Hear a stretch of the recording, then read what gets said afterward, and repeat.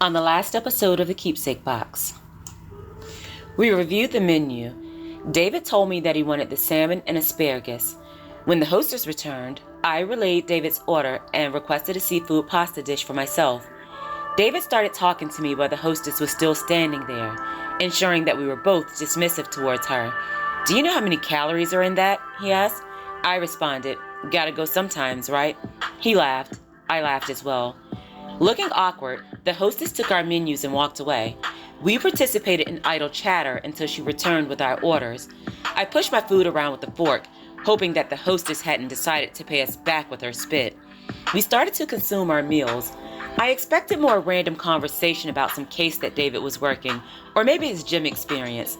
However, the conversation took a turn that I never expected. I want to warn you that you may want to skip over this portion of the story if you're easily triggered. It'll make you angry. It should have made me angry, or at least bothered. Yet it really didn't. Well, it did, but not nearly as much as it should have. David addressed me in the manner that one would conduct a business deal, or maybe even an interview. It went a little something like this. "Shelly, I have to admit that I had a very specific reason for bringing you here. I like you, and I'm under the impression that you like me too. I'm getting older, and I'm ready to settle down. I am looking for some very specific things in life, one of which is a relationship. Now, I'm sure you know that I'm very influential around here, and I'm not going to pick just any woman. I require some very specific things, and I think that you could be everything that I'm looking for. That being said, I'd like to offer you a proposition. But first, I'd like you to consider some things. I want you to think about where we were last week and where we are tonight. Think of where you live and where I live, what you drive and what I drive. There's one little thing that can close that gap. Do you know what that is, Shelly?" I looked at David, ensuring that the irritation was properly displayed on my face. "No," I said, "but I'm sure you're audacious enough to tell me." David continued, as if I hadn't returned his insult. "That one thing, sweetheart, is cooperation." I didn't like his tone or any insinuations that he may have been making. Of course, I was sure to advise him of that fact. Even so, he continued, "I would like the opportunity to upgrade your life. I'll upgrade your appearance, wardrobe, housing, and transportation. Do you like this place, Shelly? I will take you to any fancy restaurant, on any vacation, and to all of the extravagant parties. I will introduce you to everyone who is anyone and put you in a position to be one of the most powerful women in the city. It will just require some cooperation on your end." I continued to display my hard exterior, but I was intrigued. "What does cooperation entail?" I asked. David smiled and continued, "I'm glad you asked. I'm prepared to do all of the things I mentioned, but here's what I need from you, in this order. 1, you must agree to enter into a pre-relationship with me. You will allow me to court you exclusively for the purposes of exposing you to the life that I can provide for you. You will not date anyone else. You will attend dinners and functions with me, and you will look the part. 2, if that goes well, you will be required to go back to school. I will pay for a program for your choosing so long as it meets my standards. Additionally, I'd like for you to lose some weight. Not much, maybe 10 to 15 pounds. 3, if these conditions are completely met to my satisfaction, it will be decided that we will become an official couple."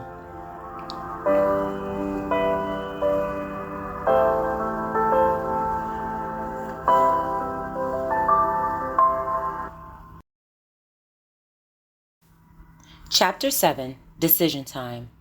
Narrated by Shandora Warren. Music by Epidemic Sound.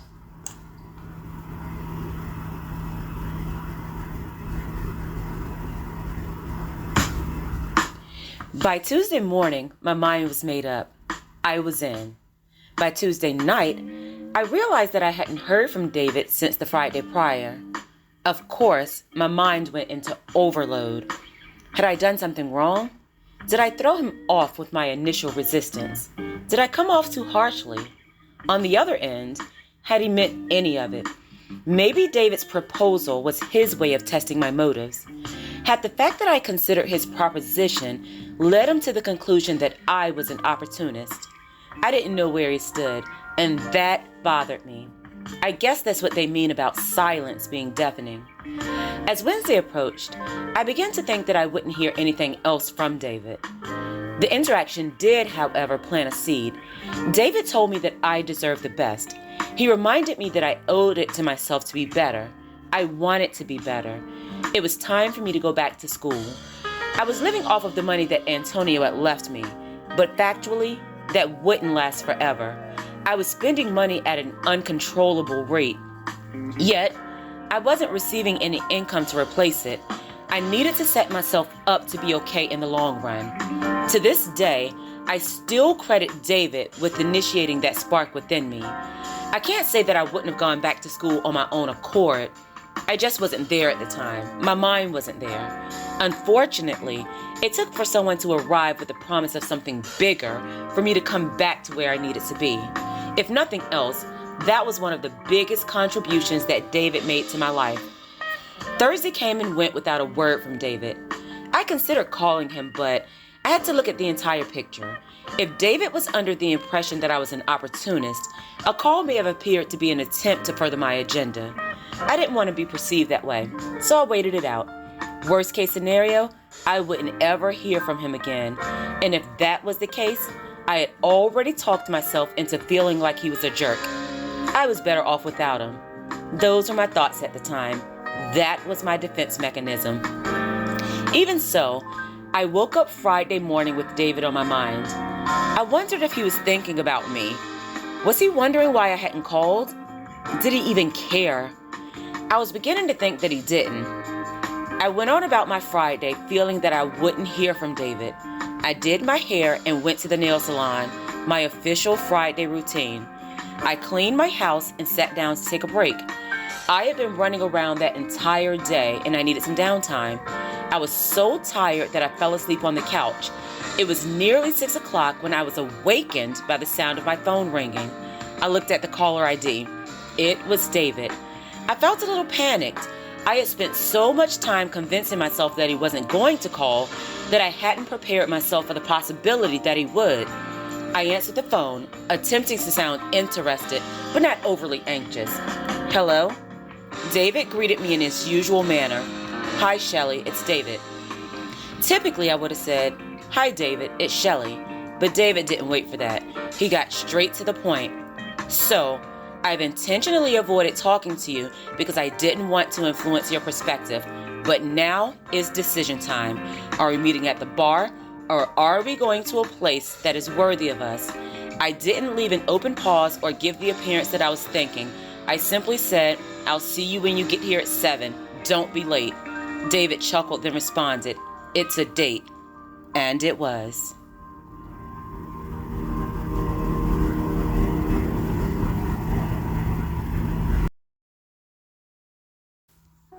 David arrived at 6:45 and I was ready.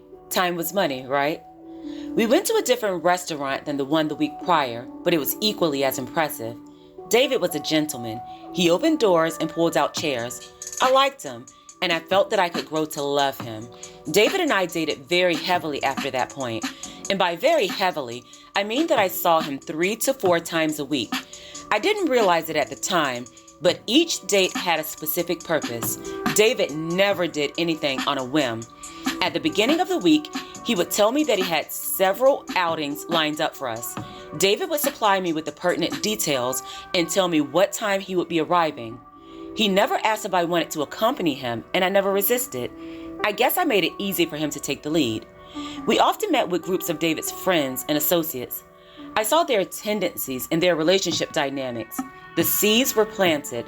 That's how I was expected to behave. I understood that without having to be told. Outings with David's friends were generic and empty.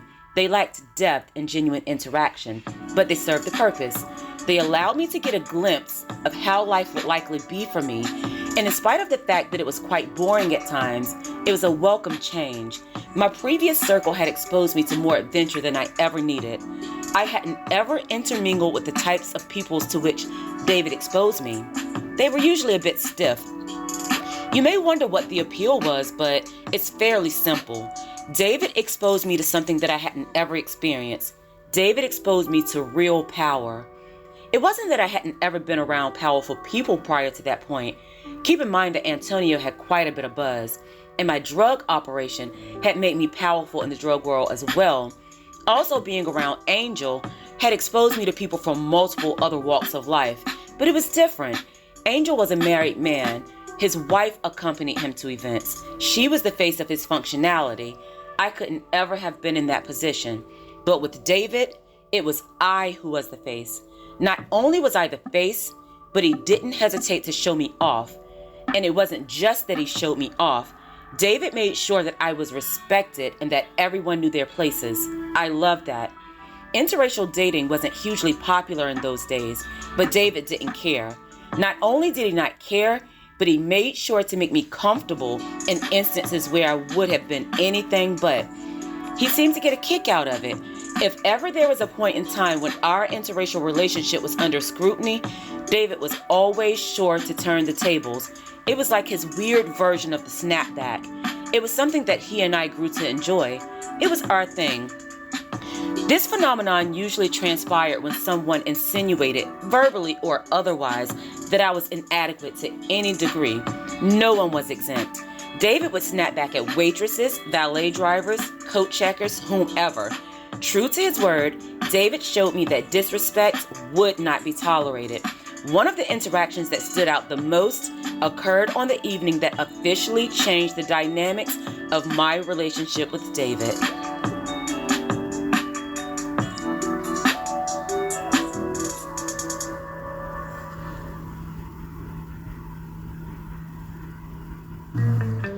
Early in the week, David called and gave me the schedule for the coming days. We attended a couple of dinners with his associates, and we were all set to have dinner with prospective clients of his on that Friday. Although David usually picked me up, a scheduling conflict mandated that I meet him at the restaurant on that evening. I got dressed and arrived at 7:25. As usual, David was early. His prospective clients were already there as well. David stood as I approached. He introduced me to the group and pulled out my chair. I immediately recognized the vibe, and I was already aware of the situation. As I stated before, interracial dating wasn't a thing at the time. I was fully aware that my relationship with David would always be taken one way or the other. Acceptance wasn't ubiquitous. The progressive community could always be dependent upon to be accepted of our relationship, and then there were the others. David was attractive, wealthy, and successful. He was once the most eligible bachelor in the city. In choosing a partner, it was expected that he would choose someone of equal status, wealth, and race. There was an entire population of people who seemed to see our courtship as a slight against them. They didn't think that I deserved him. Upon meeting the clients, I was very much aware that they would be amongst the others. I could just tell. Now, I had been privy to David's antics. I had seen him snap back at people who were of no consequence to either of us, but the situation was different that day. That was the first time that we had been encountered by others who were potential clients. David was very professional, and his business relationships were of the utmost importance. Keeping that in mind, I decided to suck it up and tolerate their antics for David's benefit. It started in a manner that was similar to other negative interactions that I'd experienced. After I was seated, the group participated in idle chit-chat. Very early into the evening, I was exposed to the first indication of how the evening would go. The waitress approached and asked for our beverage choices. As usual, David and I both requested water. Mine with lemon, his without.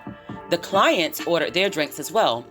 After the waitress walked away, one of the clients asked why I hadn't ordered the watermelon martini. He boldly stated, "I've heard that your people love watermelon." Both he and his associate laughed. I wasn't surprised about his choice of insult. I was, however, surprised at how audaciously he presented his statement.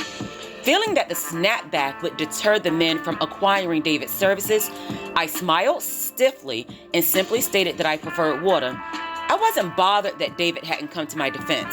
As I stated before, David was very professional. I didn't assume that he would use the occasion as a platform for his typical behavior. It was just part of it being in an interracial situation. I went with the territory.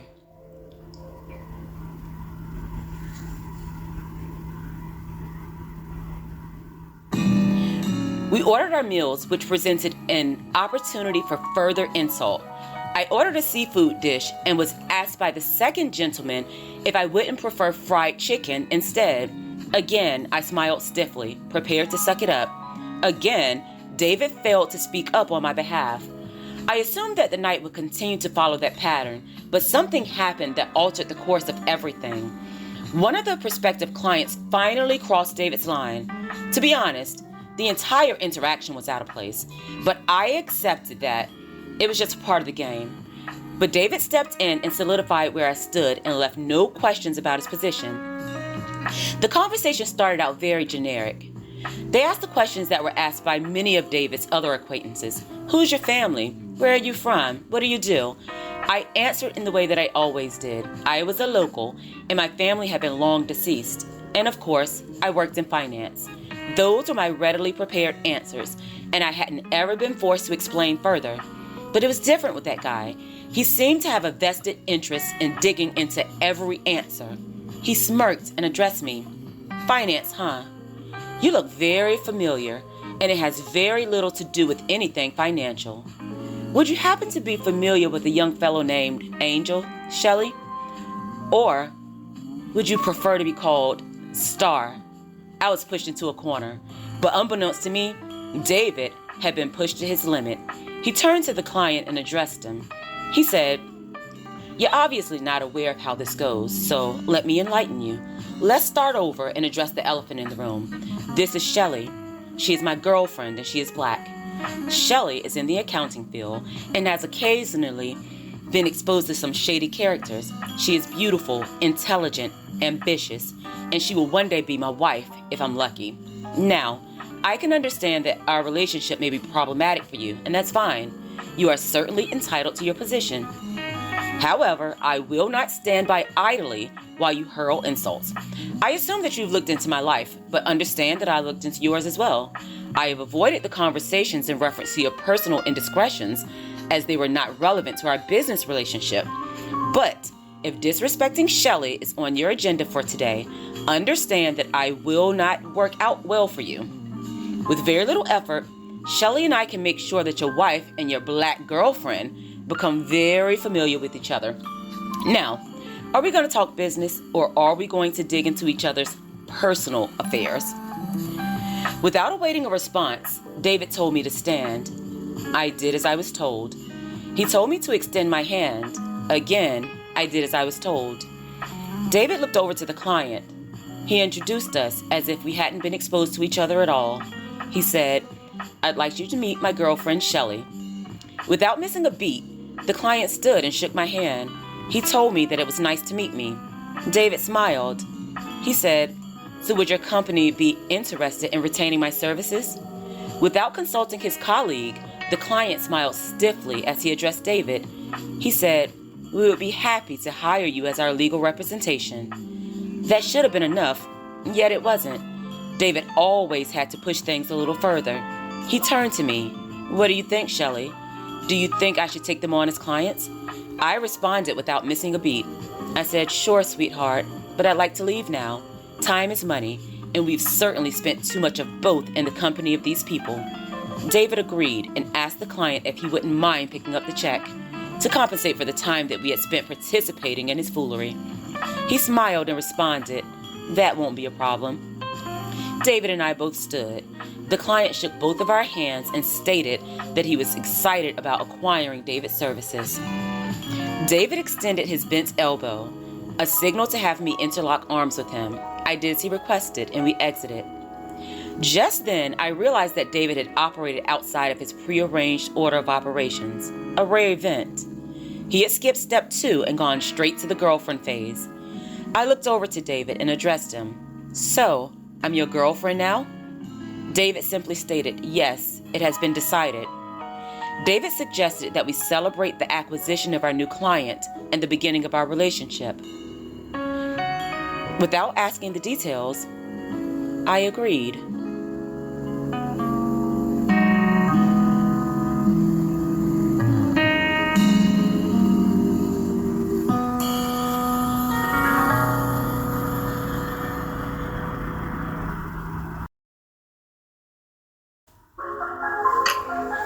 Thank you so much for listening. Make sure to follow Shenny Tells a Story on Facebook and Instagram. I'd love to hear from you. If you'd like to purchase books by Shandora Warren, they're all available on Amazon in ebook, paperback, and some in hardback formats. Thank you for helping me to create the world that I want to see.